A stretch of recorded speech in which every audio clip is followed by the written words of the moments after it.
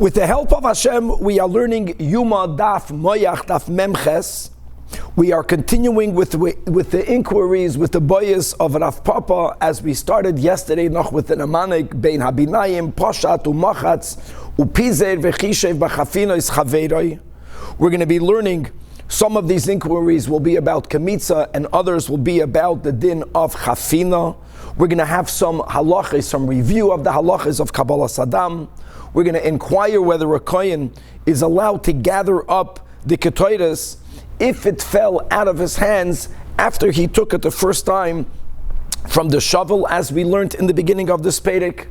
We're going to have this unique midah through which the Torah is nedreshes, not part of the Yud Gimel midos, at least not explicitly, which is known as goyden umoisifin v'darshan, that we can take a letter from one word, we can take it off one word, we can add it to another word, and from that expound and learn, or at least find in the written Torah episode allusion, a hint to the Torah Shabbat Peh. We're going to question whether pigul could be affected during the lead up to the bringing the ketoides into the Kodesh Kachim, as we know that if a person has a machshava chutz lizman during any one of the four main steps prior to Zerikas Hadam, including Zerikas Hadam, Shchita, Kabbalah, Hoilacha, and Zerika, then is where if you have a machshava chutz lizman, you affect pigul. Okay, here with the Kohen Gadol is doing gachafina, he's putting it into the ladle, he's going to be bringing it into the Kodesh Kachim. During those steps, if he has a machsheves chutz lizman, when he cups up the ketoides, he thinks he's going to bring it in tomorrow to the Kodesh Kachim. Will that be effective in negatively? Will that make that ketoides into pigul or not? We're going to be questioning b'chlal whether hoilacha could be done with the left hand. Rab Sheshes is going to say yes, and Rab Sheshes will be refuted. And being that Daf Memches is relatively, at least when we're learning in our style, is short, we're going to, God willing, go into Daf Memtes. We're going to learn on Daf Memtes the final of the 7 inquiries of Rav Papa, the one that's alluded to with the Namanik of Chaveroi.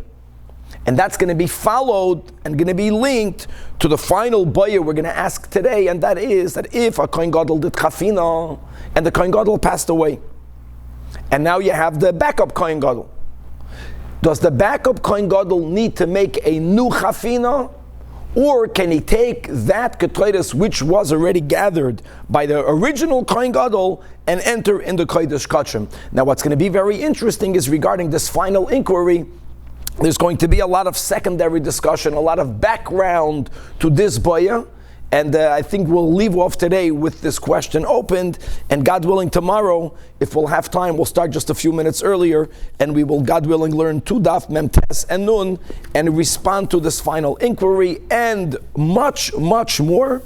So we left off on the end, mamash, the last word of Daf Mem Zayin Amid Beis, behemshech to the series of inquiries by Rav Papa, boyi, turning to Daf Memches, Rav Papa, regarding the following. And this inquiry is going to be regarding Kemitza.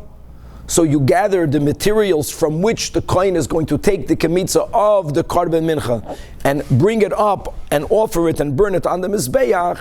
Now, the original flour, oil, water, whatever type of Mincha you're bringing is in a keli, and it is from that utensil that the kohen takes the Kemitza. The Kemitza is tantamount to the act of Shchita when we're compared to the Karbanos. And just like after the Shchita, by an animal you have Kabbalah, so the Kabbalah by a Karban Mincha is the placement of the Kemitza, of this fistful of flour, of the flour offering, and it was put in a klei shadas. Now, when we will learn menachas, sometimes we refer to this to the second klei shadas because it's beginning with a klei shadas. But there are huge halachic differences between the original klei shadas and the second one. It's the second klei shadas that imbues the kemitza with an upgraded level of kedusha, and it's mamash like the dam going into the mizrak. So asks Rav Papa, instead of the kohen putting in the kemitza properly in this klei shadas, what happens if dapkei lekoimitz bedoifna the manam? The kohen pastes the kemitza only on the wall in the inner wall of this klei sharis sheni, not that he does what he normally should do, which is placing the kemitza, so to say, on the bottom, on the floor of the keli. He doesn't do that. He sticks it in the inner wall of the klei sharis. What's the question? Do we say toich kli ba'inan? And yes, it's inside the keli, and this step of what's tantamount to Kabbalah, the placement in the klei sharis, was effective. Oidilma, what is needed by the kemitza is a proper hanacha. Hanacha betoichai kitiknoi be'inan, a proper placement. Very good picture. And the proper placement is that it should be resting on the ground, on the floor of the keli, and v'haleka, and therefore for this baya, we say, teiku, this stance. Now here we're going to make a short interruption, and the reason why we're going to bring in another baya of Mar bar Ravashi, because it is very similar to the baya of Rav Papa. Baya Mar bar Ravashi. What happens if afchei lamana, we are still continuing to learn a question regarding kemitza, if the keli was turned upside down, and you can just understand that there are many different approaches in the Rishonim, but let's try to imagine that the klei sharis in which the kemitza is placed, if you were to turn it upside down, it's not that it's completely flat, but there's a little bit of a rounding of the base of the klei sharis. So when you turn it upside down, you have now, very good, you have now a new receptacle. It's the flipped over klei sharis isn't flat, but when you turn it upside down, it has an indentation. And you stuck it onto the floor. You put it all the way in the bottom of this utensil. In other words, you pasted it to the bottom. Mahu. Do we say hanacha b'toicha b'in and v'ha'ika? Again, this is similar to the baya of Rav Papa. All we need is that the kemitza should be placed inside, and it's placed inside. Oidilma, if we are looking for kitiknoi proper, that hanacha kitiknoi be'inan and v'haleka, and similar to the baya of Rav Papa, the Gemara says that this question is also teiku, it stands, tishbi yataretz, etc.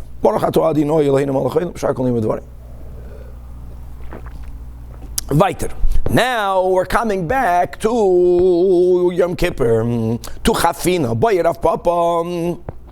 Maloi Chafnav Sha'amru, the Kohen Gadol originally, with his hands, has to take from this machta that came from the Lishkas Beis Haftinas, and he cups his hands and he fills them both up.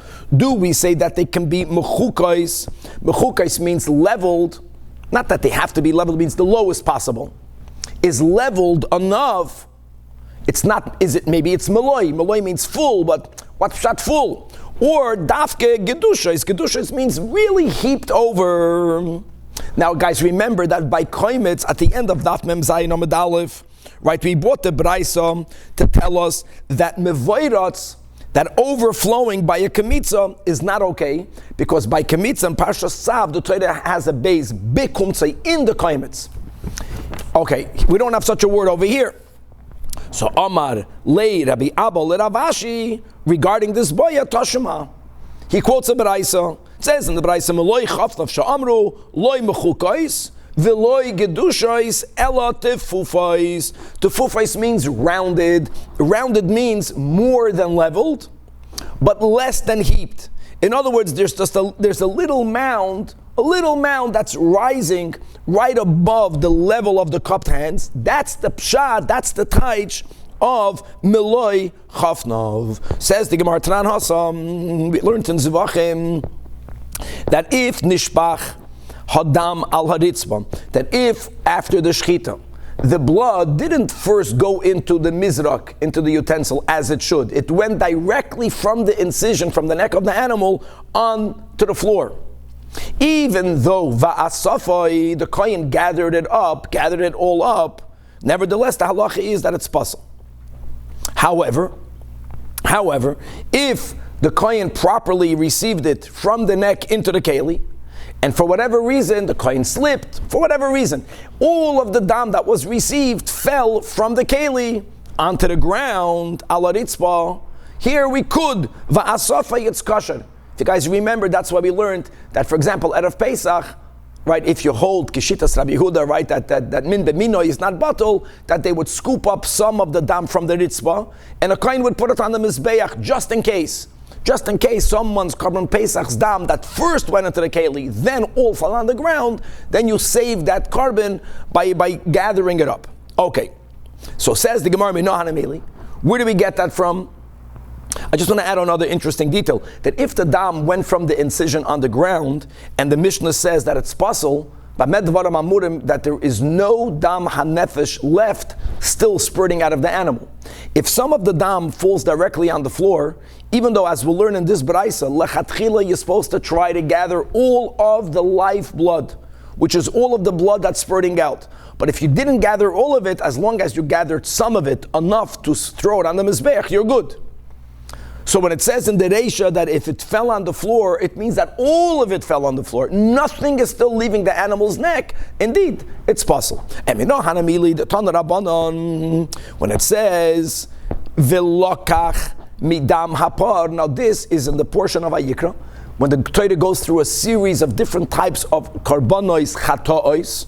Here we're speaking about the Kohen Mashiach, that if he sins under certain circumstances, he doesn't bring the female animal, but he brings the pod, the bull. And the word velakach, taking, just to know, velakach is the source of Kabbalah. That's the Kabbalah. Velakach midam hapar. Now, midam hapar means the blood that's the very essence of the bull. It's the blood that is the essence of the bull, and as we'll speak out in a moment, that refers to dam hanefesh. Now there are different types of bloods, there are different colors of bloods. Very generally speaking, you have the blood that is in the surface, in the periphery of the animal, or the skin blood. But when you make a cut, almost anywhere in the body, some dam will go out. That's not the blood that you need to receive. After the blood finishes spurting out, you have what's called the remnant blood, the dam hatamtzitz. That's also not the blood that needs to be received nor put on the altar. It has no effect. But as we'll see, midam hapar means the dam hanefesh. So it says the Braisa, midam hanefesh, v'loi midam ha'oir, not from the blood of the skin, v'loi midam hatamtzitz, not from the remnant blood. Now the Braisa has another limud, and this is phenomenal.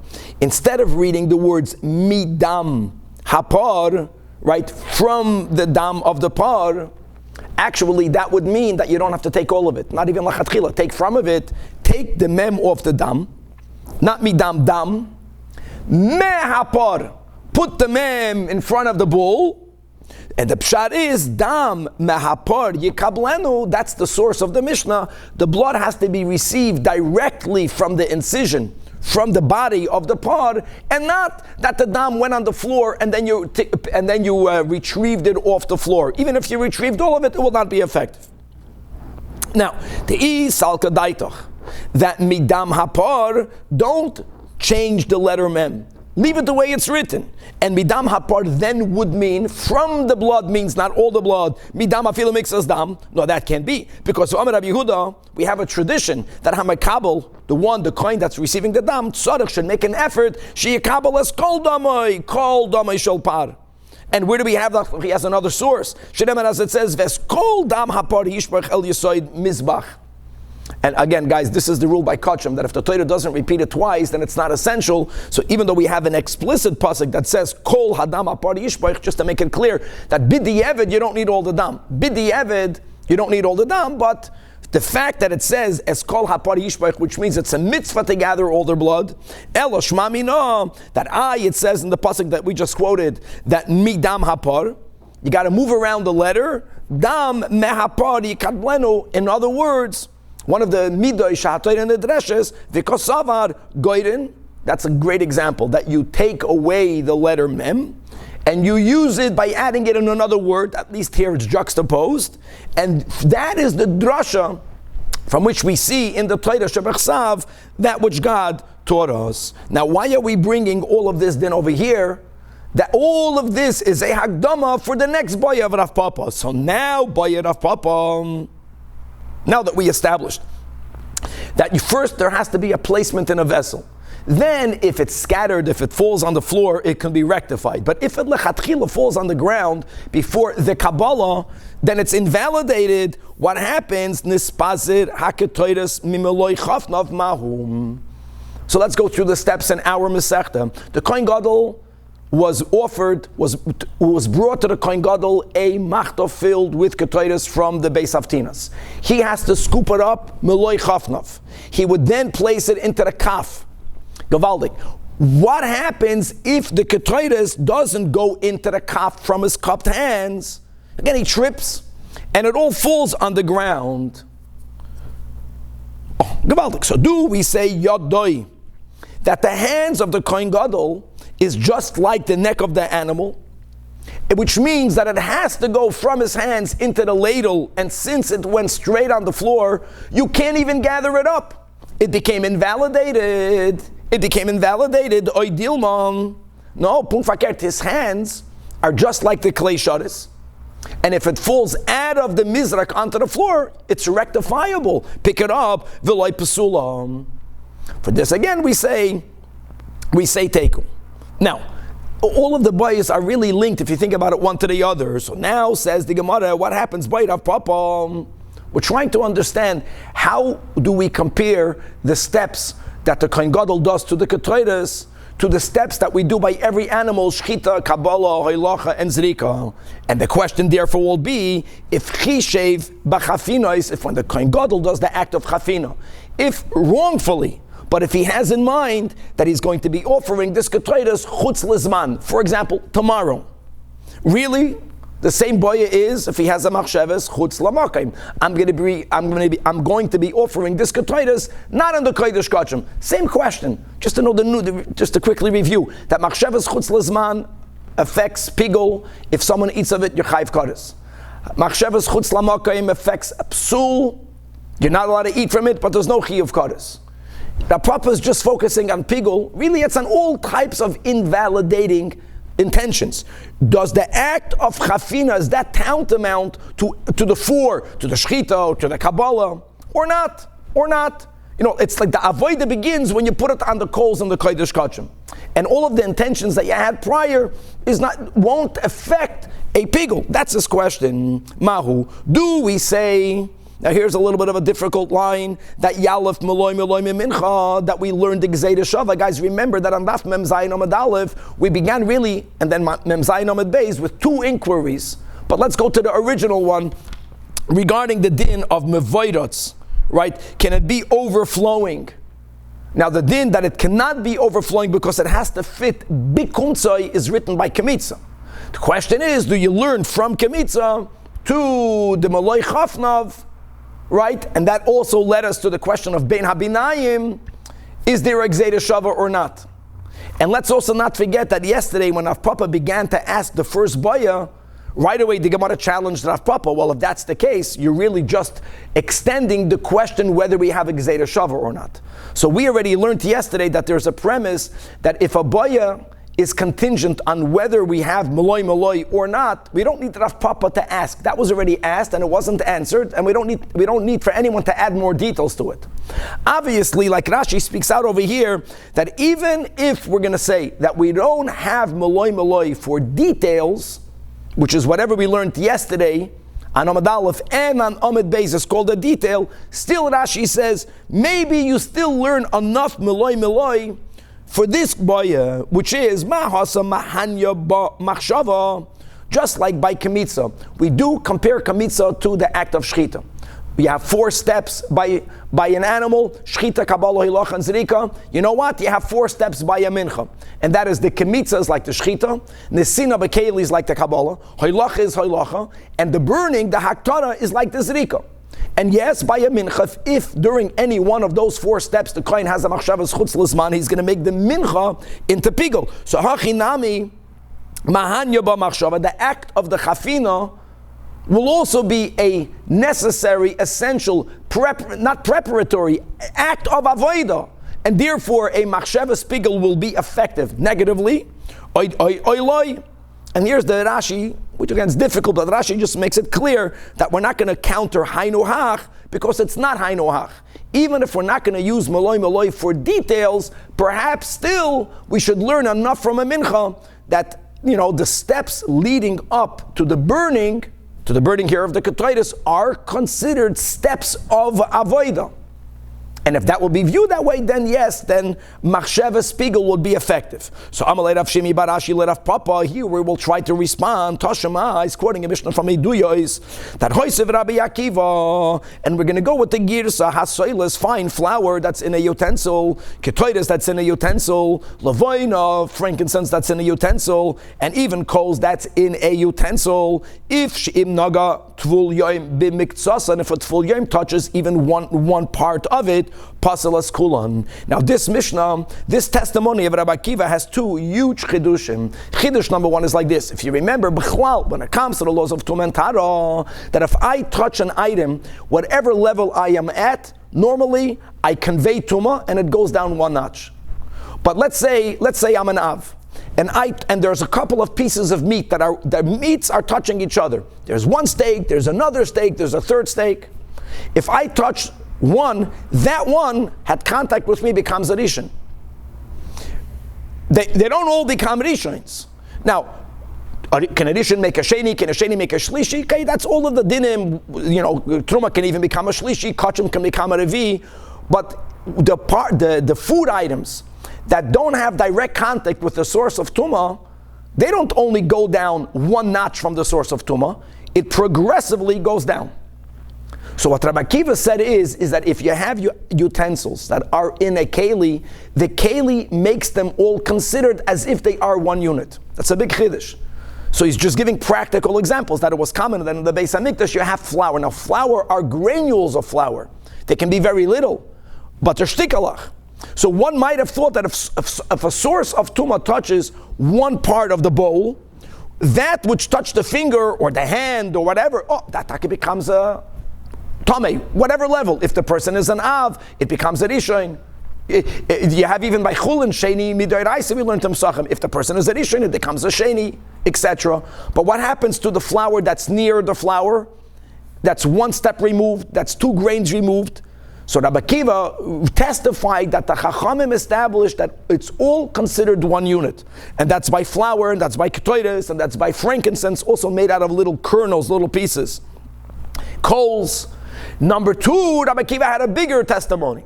That one might have thought that this concept, that a keli unites its contents to be considered one unit, which is a derabanan, is only if the tumah is beginning with a very high level of tumah. But what happens if the source of tumah is what we call a tful yom?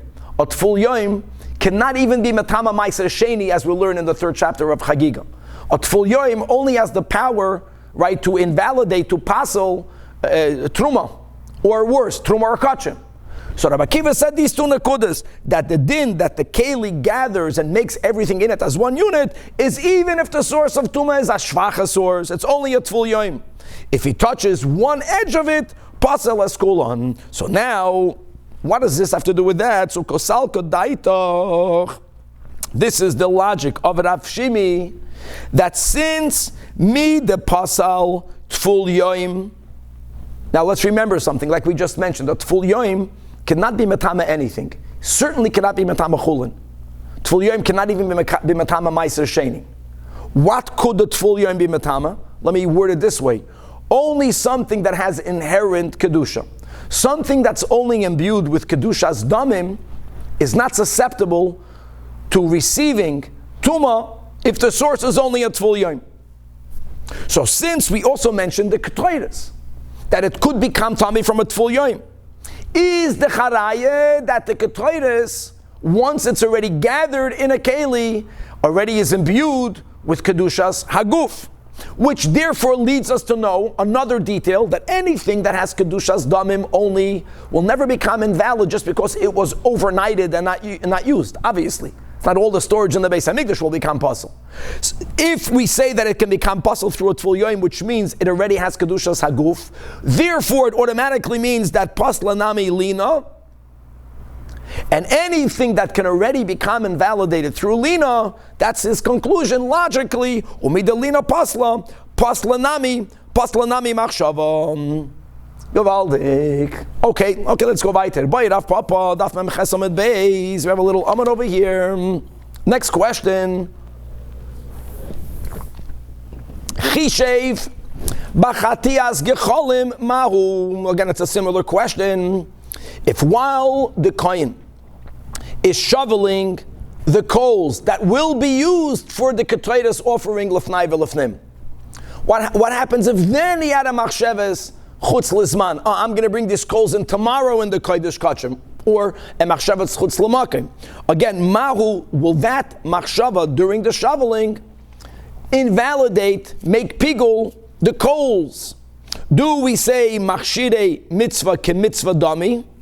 Look inside Rashi, v'havelei ke machashev be'avoida, or oiloi. Then Rashi says Gavaldik, Lashon Acher, that this boy Chishev b'chatias gecholim al sheifslu gecholim b'machshavazu melahakter aleim. No, Lashon Acher is that this boy was never that during the shoveling of the coals you should invalidate the ketores. What does one have to do with the other? Do the coals become invalid? Now the coals are not being offered. But that's the word. Do we say that since the only way to offer the ketores is by putting it on hot coals, so the coals have a status of machshirei mitzvah?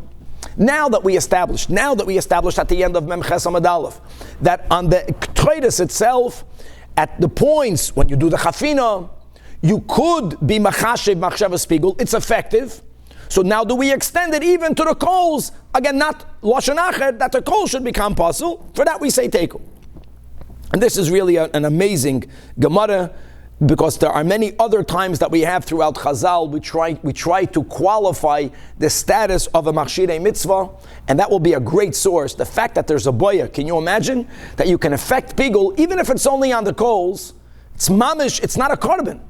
But you cannot bring the korban without it. That really upgrades, that gives you an insight how we could at least view the importance of machshirei mitzvah. You know, the Rebbe's word regarding all of the items that were created ben hashmashes. Why were they created ben hashmashes? Everything that was created for Adam, so anything that's not needed for Adam's avodah to bring Mashiach was created after Adam. That's the premise. And the final yesh oimrim af tzfas b'tzfas asuya. So the Rebbe explains that the first tongue, to make a tongue utensil, to make a pliers, the emes, we have all of the Rishonim ask, you can put it in a mold, but we're going with the premise that you need a tongue, you need a pliers to make the tongue. So who made the original tongue? God made it ben hashmashes. And the Rebbe's explanation is that based on the premise that all of the items ben hashmashes are post the coming of Mashiach, prior to Mashiach, a tongue is a machshir. In order for me to do my job, I need a tool. How do we view machshirim? That prior to Mashiach, you have the ikir, then you have the machshir. And we don't give enough chashivas to the machshir. One of the beautiful things that will change in the Messianic era after Mashiach reveals himself is that we're going to begin to appreciate how every step prior to an avodah, if it was necessary, Yitaka has the chashivas of the mitzvah itself. So God made the original tongue, being machshiv, the machshir. Let's go weiter. Now, guys, we're taking a step back. This is not Rav Papa. This is a huge, general question. Let's not forget that when it comes to the offering of all karbanos, the step of hoilacha is not essential. Now, of course, if you shechted the animal away from the mizbeach, you have to convey it to the mizbeach. But just to know, if a person shechted an animal right by the wall of the mizbeach, then you do shchita, kabbalah, and zrika. And taka, we learned in Zvachim a lot about hoilacha.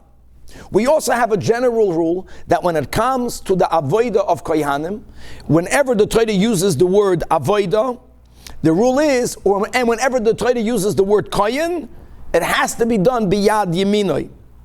Question is, they asked from Rab Sheshes, hoilacha bismoil mahum. And again, we're not speaking about chafina, we're not speaking about kemetza, we're speaking bachlal by korbanos. Here at Rashi, around 8-9 lines from the top of the Amid. Hoilacha bismoil mau. Hoilachas hadam mi boyale. Kabbalah, And Zerika Zakt Rashi, since the Torah uses the words kohuna, then pshitalan, because of the klal that the chol makim shenemar etzba, or the word kohuna, eina ela yamin. Aval haylacha vayta, says Rashi, since liksiv bahadei, you don't have, it's not written you do haylacha, and indeed it's not always needed. Umida apka rachmana likabala b'lashon haylacha. Now, where do we know that you have to do haylacha? It's learned from the pasuk of Kabbalah, the Tanya, v'ikrivu zu Kabbalah sadam. So, nafkalama mesach chagiga, that Kabbalah is an avodah. I'm sorry, that v'ikrivu dir means haylacha. So we learned that if haylacha is done, we call it an avodah. So, for example, if you have machshavas pigul by haylacha, it's going to affect it into pigul. The question is, will we invalidate it if it was done in the left hand? Umiu smoil ikalamem the loy pasel, because the haloi ksiv ba kohuna bahadei. So could you convey the dam, and therefore can you convey the kleisharis that has in it the mincha with the left hand? Will it invalidate that step? So Amar lohur absheshes tinisua. I'll answer you from our Mishnah. What does it say in our Mishnah? That the Kohen Gadol would take the machto, the coals that have in it, the shovel that has in it the coals with his right hand, and he takes the kaf that has in it the malay chafnav bismailoi, and he conveys it into the kodesh kachim. Now you have to appreciate where the Gemara brought this in. It's now that we already established, we linked that the steps, like at least there was a havamina, that maybe pigul should be effective. It's all behemshech, that maybe after the chafina, if it falls on the ground, maybe it's okay. Why is it maybe okay? Because you already were MERCAVA it. In other words, the steps leading up to the burning of the ketores lefnai v'lefnim might have a status of a bona fide avoida. And if that would be the case, the fact that clearly the Kohen Gadol brought the ladle with the left hand is araya that conveying can be done with the left. Okay.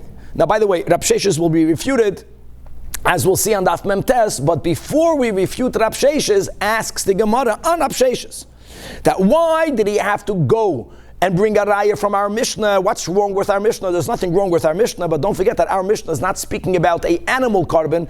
Our Mishnah is speaking about the offering of ketores.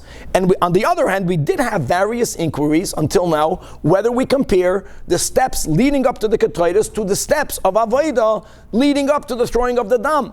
Why didn't Rab Sheshes bring a raya from an animal carbon? We have this Mishnah in Talmud and in other places regarding, we even had it earlier in Yoma, just regarding the specifics of that there were 9 kohanim bringing up all of the animal parts. And remember the details, who brings up what? And the Mishnah says clearly that haregel shel yamin, that the right hind leg, the one that was zacha in the pious to bring up that animal part, is brought up in the left hand of this kohen. Right, he had something else in the right hand. With another detail, base oida lachutz, that the place, we don't want for the cut, for the incision, which doesn't look so nice, to be facing the crowd. We have that facing the kohen that's bringing it up. Bottom line is that you see that when it comes to bringing up the limbs of the animal to the mizbeach, the kohen would hold it in the left hand. So why isn't that a better proof? At least it's not about the dam, but it's about an animal. And you're coming here to the ketores. So Count explains the Gemara. No, the reason why Rab Sheshes did not quote that Mishnah, because if that would have been a source, one could have challenged it by saying,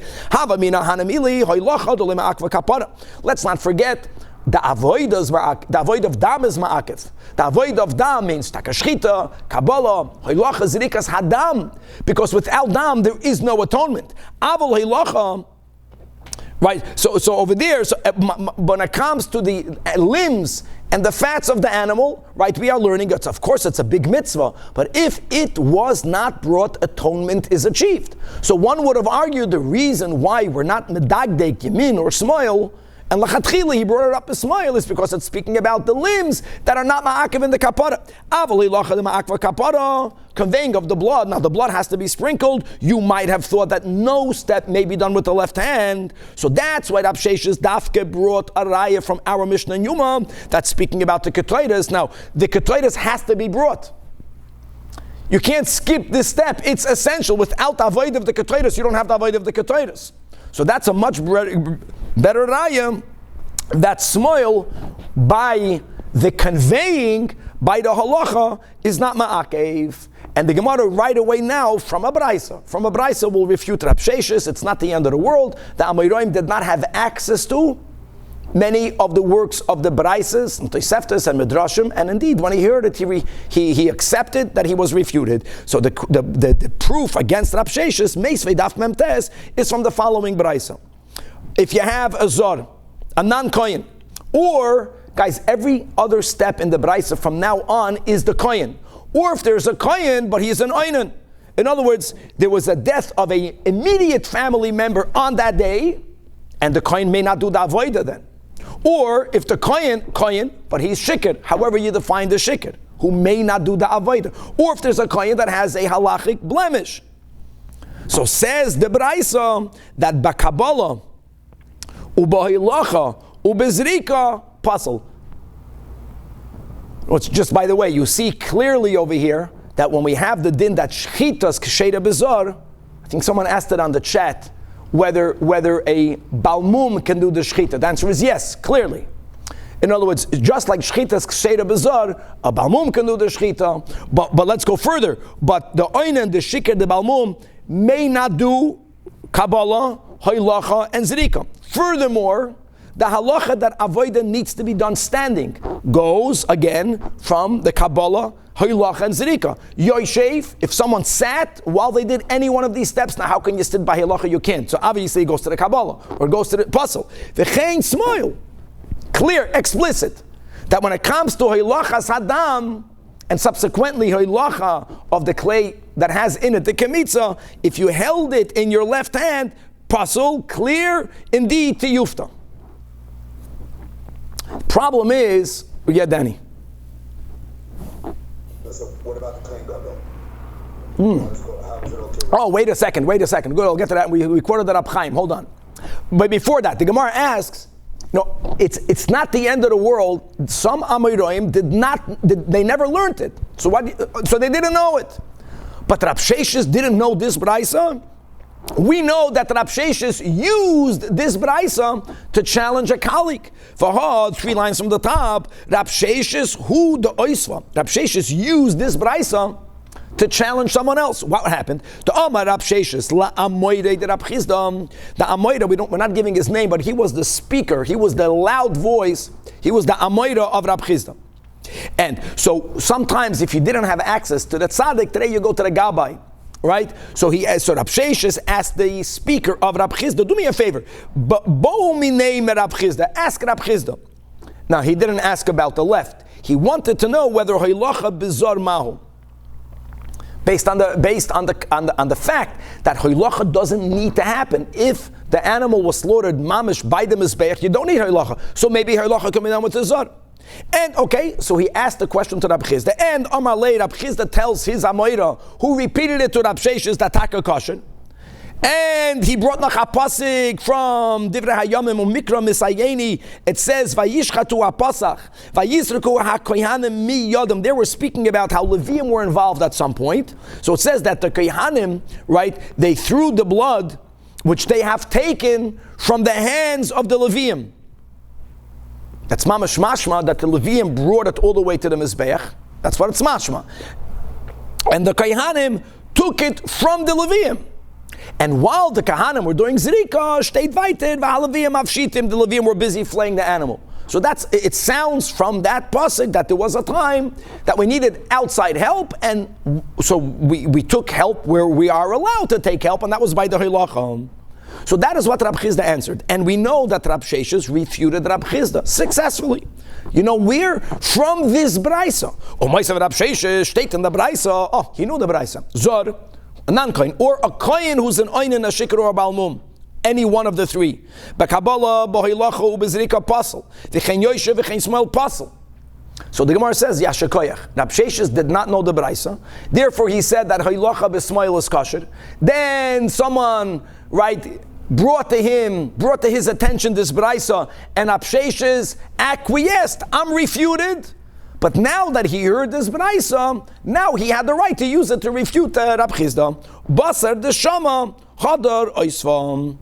But now the problem is, okay, fine, we're going to accept the Torah Shabbat Peh. We know the Braisa is the emes, but how do you understand the pasuk in Divrei Hayamim? V'harab Chizda Kraka Amar answers the Gemara like this: that what happened was they taka needed help, but it wasn't that the Levium were allowed to actually walk with the dam. The Avud Maisei Itztaba, that the Levium were like a stand. That means that if sometime I need to use myself to do something else, where do I put the Mizrak? Again, let's not forget that the Mizrak had no bottom. So there were Levium present in that area. If need be, Kohen Aleph would hand it to a Levi. The Levi was not allowed to walk. He took no step. He was like a stand. And then another Kohen, or the same Kohen, when he became available, would take it from the hands of the Levium. And Achanami, they took it miyadam, but the Levium did no hoilacha whatsoever. All right, now, Chavra, we will continue. And let's come now to the final Baya, Rav Papa. Right, this is the final inquiry, the Chaveiroi. Chafan Chaveiroi. If one Kohen Gadol did the Chafina, one Kohen did the Chafina, V'nasan l'toich Chafanav, and he gave it and he put it in the hands of the Kohen Gadol. So do we say Meloi Chafnav? Now Chafnav, his cupped hands, the Parsha of Achri Mois is speaking about the Kohen Gadol. So Be'inon, so it's in the cupped hands of the Kohen Gadol. No, is it the action or is it the result? Does it have to be in his full cupped hands? That there has to be the act of taking it, and that and that is the final question for which we say teku. Okay, and now behemshach to the boys of Rav Papa. We have time. Let's begin now with this. Boyer Rabbi Yeshua ben Levi. What's going to be a little bit unusual is that we're going to have a very simple baya, but before we even get to resolve the baya, there's going to be a lot of secondary discussion, fascinating discussion. So let's begin. Rabbi Yeshua ben Levi asked the following baya: Chafan v'meis, not another Kohen. The Kohen Gadol. The Kohen Gadol did chafina, and God forbid, at that moment he passes away. Now we have a backup Kohen Gadol. Question is, does the backup Kohen Gadol, does he have to make a new chafina, or can he use the chafina from the Kohen Gadol that just passed? Now people don't think that it's mamish linked to the boya before, because what was the last boya of Rav Papa? Whether the Kohen Gadol that's entering the Kodesh Kachim, whether he's the one that needs to do it, or whether someone else can do it. Here it's more than that, because the someone else of Rav Papa's boya was a non-Kohen Gadol. And if we're going to say that v'lokach vehevi, there's no v'lokach vehevi. You need a v'lokach from the Kohen Gadol. Here you have the v'lokach of the Kohen Gadol. Elamah, the Kohen Gadol passed away, and there's going to be a hemshach of the avodah by the backup Kohen Gadol.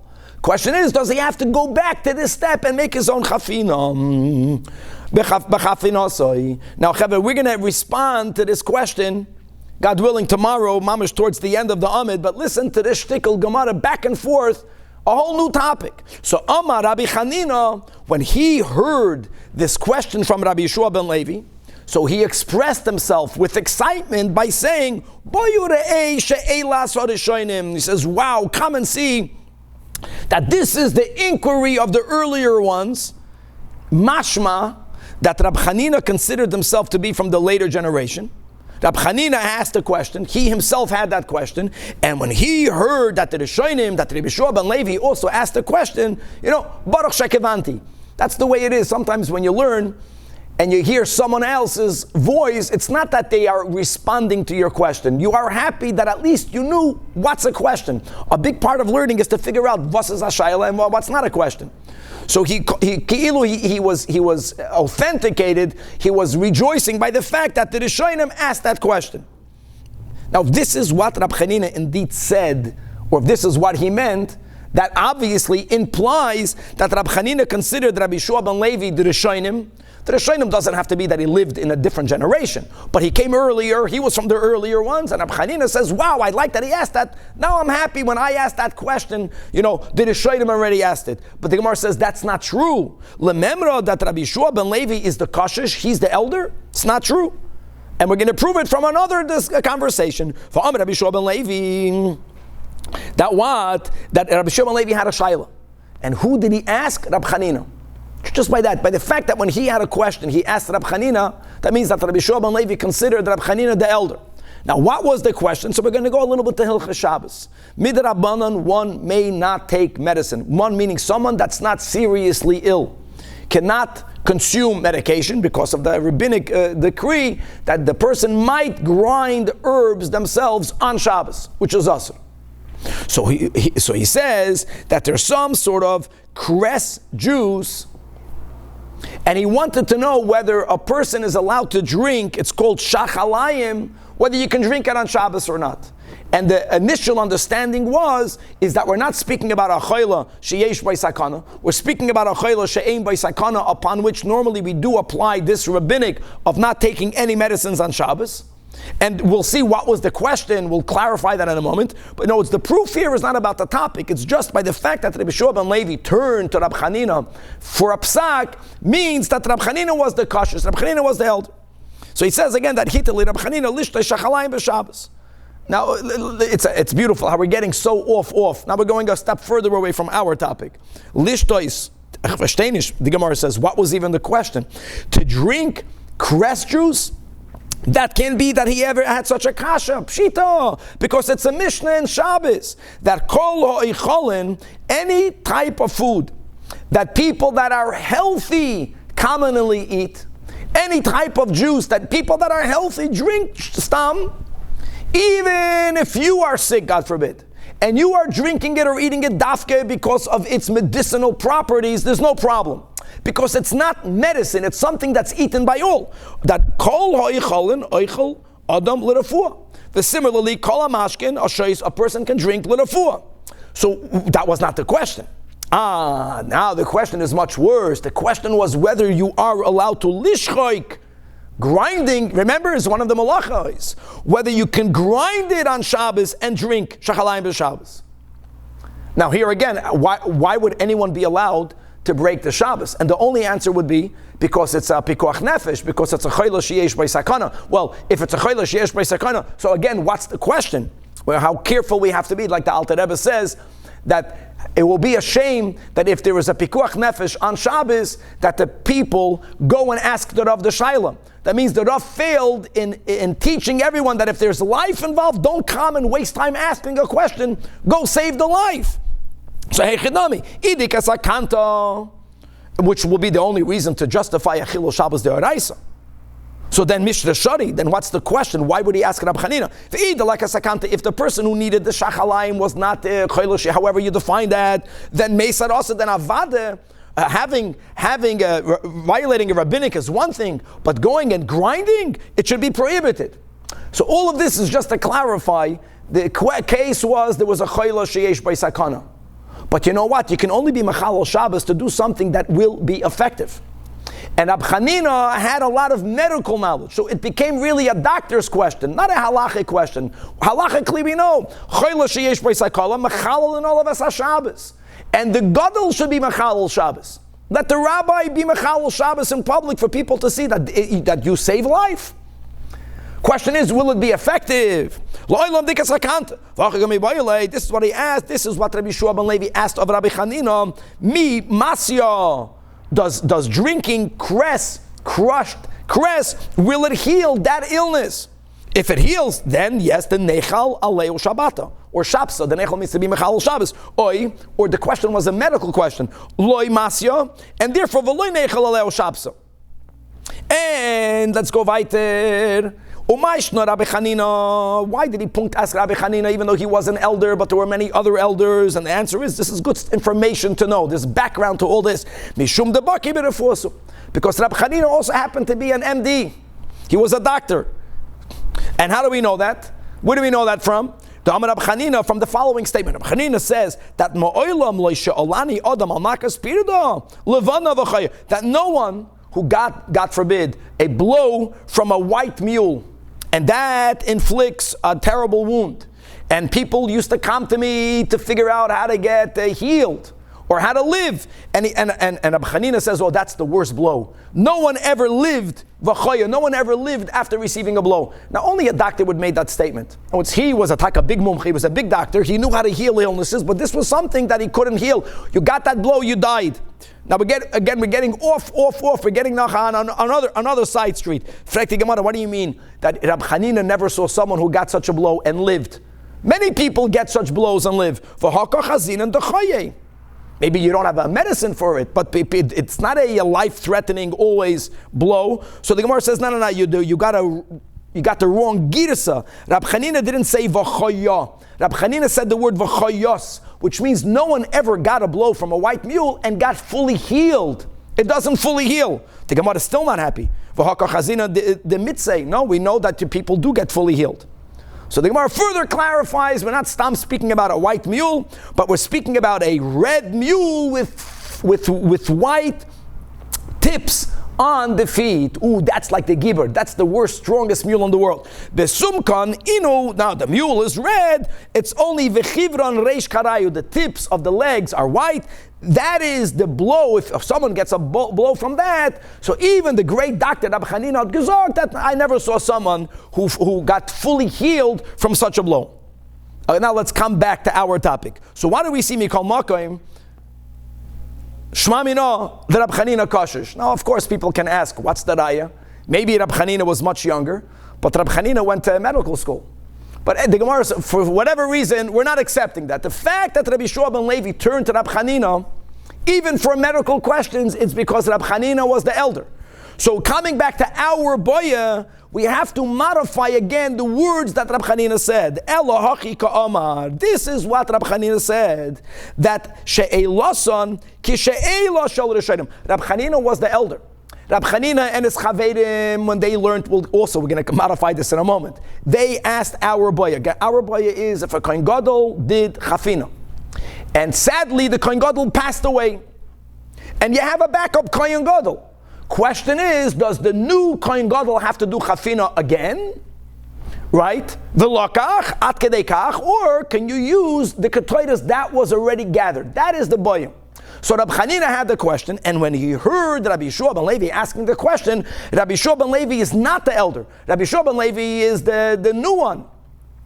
Is the newcomer, and he says, wow, this newcomer is good. He's asking the question of the Rishonim referring to himself. Still not good. Oh, again, we're not addressing the question. This is just the background behind the question. Rabbi Chanina could not have said that. Rabbi Chanina could not have asked that question. For Rabbi Chanina, it's a non-question. Why is that? Listen to this, my friends. We're going to have this soon. We're going to have this on Daf Samach. Similar question. If the part of the Kohen Gadol, right? Remember the part upon which we already did two viduyim? If the part passes away after the shchita, after the dam is received, what happens now with the new Kohen Gadol?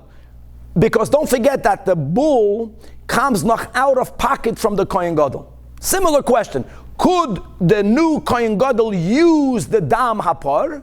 Or must the new Kohen Gadol go back and bring his own par? So, and Rabbi Chanina didn't ask that. Rabbi Chanina knew. Rabbi Chanina holds that bepar veloy bedamay shel par. Clearly. So that's number one. In other words, the Kohen Gadol has to bring his own ox. He cannot bring the dam of a previous Kohen Gadol's ox. So Rabbi Chanina certainly held that the avoida of the par has to be redone. Wait, you said if the par passes away, you mean the Kohen Gadol passed away? I thank you, Kevan. The Kohen Gadol passes away, thank you. He shechted the bull. The dam was received. And now the Kohen Gadol passes away. And by the way, that's mamish connected to the question that we are discussing, because the Kohen Gadol's passing away after chafina. What happened after they did the chafina? You still have to bring the ketores lefnai v'lefnim, and only afterwards are you going to bring the blood of the par lefnai v'lefnim. Now, the next line is the whole puzzle gets completed over here. And v'amar Rab Chanina, that ketoides, if you went out of order, meaning if you first cupped your hands, you gathered the ketoides, you did chafina to the ketoides before you shechted the bull, that action is worth nothing. Now, I'm going to put everything together. According to Rabbi Chanina, that holds that if the Kohen Gadol passes away, he certainly has to bring a new par, which automatically will mean that I'll have to do a new chafina, because how would he even be able to use the ketoides that was scooped by the Kohen Gadol who passed on, if that was done, right, prior to the new part that he has to bring? So for sure, Rabbi Chanina never asked that question. That's great. So clarifies the Gemara that Hachi Ka'amar, Rabbi Chanina never asked that question. But you know what? Rabbi Chanina, his opinion wasn't accepted by the colleagues of Rabbi Chanina. They held that the dam of the par could be used by the new Kohen Gadol. So the Chaveir of Rabbi Chanina asked the question, what about, do you have to make a new chafina or not? Rabbi Chanina never had such a question. L'shitasai, hachi ka'amar mi dekami bayalei.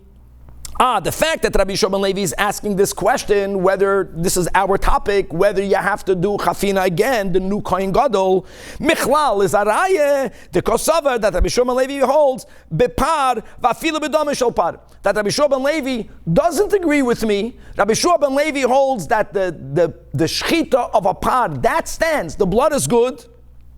And therefore, that's what he meant to say, that the boya of Rabbi Shua ben Levi is predicated on the earlier ones, not me, my chavedim. Me, I have no shaila. I hold that when the Kohen Gadol passes away at this point, one thing is for sure, he has to bring a new par. Since he has to bring a new par, so then automatically it's self-understood that the chafina will have to be done again. Because if he won't do a chafina again, then the ketoides that he's going to bring into the Holy of Holies was gathered, was cupped prior to the avoida of the Kabbalah Saddam, and that for sure is not good. But Rab Chanina Taka was the elder. Rab Chanina knew that his shita regarding the par and the dam is not universally held. He already heard his chavedim, according to their opinion, also asking about what about the chafina. So when he heard Rabbi Shua ben Levi asking that question, he got excited. And he says, good, Rabbi Shua ben Levi is asking the question of the Rishonim. And finally, guys, we're up to 8 lines from the bottom. All of that is just a background. My havala, that's where we're up to. In other words, this is the question. The Kohen Gadol filled his hands. The Kohen Gadol passes away. You have a backup Kohen Gadol. Can the backup Kohen Gadol use this ketoides to bring it into the Holy of Holies? Or also linked to the boy of Rav Papa, there's a concept of vilokach vehevi, the same Kohen Gadol, and he might have to do the step again, God willing, to be continued.